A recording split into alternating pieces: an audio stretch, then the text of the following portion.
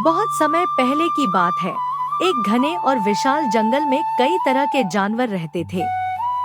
इस जंगल में शेर, बाघ, हाथी, बंदर, तेंदुआ और कई अन्य जानवर रहते थे। लेकिन इस जंगल में एक बड़ी समस्या थी, जानवरों के बीच लगातार लड़ाई और आपसी संघर्ष। एक दिन जंगल के जानवरों ने तय किया कि अब उन्हें एक ऐसे राजा की जरूरत है जो जंगल की शांति बनाए रखे और सबको सही रास्ता दिखाए। बहुत विचार विमर्श के बाद सभी जानवरों ने एक बैठक बुलाई। शेर को सबसे ताकतवर और समझदार जानवर माना जाता था, इसलिए जानवरों ने उसे राजा बनाने का प्रस्ताव रखा। शेर ने बैठक में सबकी बातों को ध्यान से सुना और फिर उसने एक प्रस्ताव दिया। उसने कहा, मैं जानता हूँ कि मैं सबसे ताकतवर हूँ, लेकिन शेर का कर्तव्य केवल लड़ाई करना नहीं है। अगर मैं तुम्हें राजा बनता हूँ, तो मैं सिर्फ शक्ति का ही इस्तेमाल नहीं करूँगा, बल्कि मैं सबके साथ मिलकर शांतिपूर्वक जीवन जीने की कोशिश करूँगा। सभी जानवरों ने शेर की बातों को सुना और उसे अपना राजा चुन लिया। शेर ने जंगल की शांति बनाए रखने के लिए कई कदम उठाए। उसने जंगल के प्रत्येक कोने में घूम घूम कर यह सुनिश्चित किया कि किसी जानवर को कोई नुकसान न पहुंचे।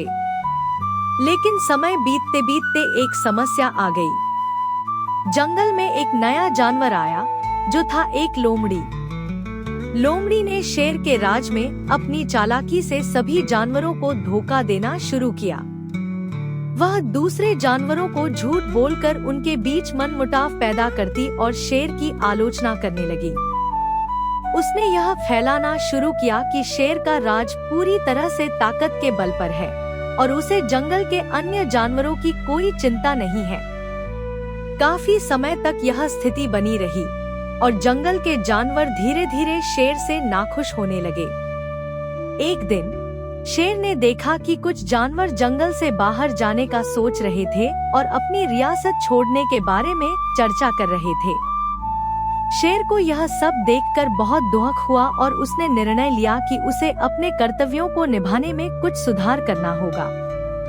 शेर ने सभी जानवरों को एक बार फिर से एकजुट किया और उन्हें बताया कि असल में शांति और सुख का राज केवल विश्वास और सहकार्य में है, न कि किसी एक ताकतवर जानवर की सत्ता में। उसने सभी से विनम्रता से कहा, हम सभी का जंगल है और हमें इसे साथ मिलकर रखना होगा। लोमड़ी को अपनी गलतियों का एहसास हुआ और उसने शेर से माफी मांगी।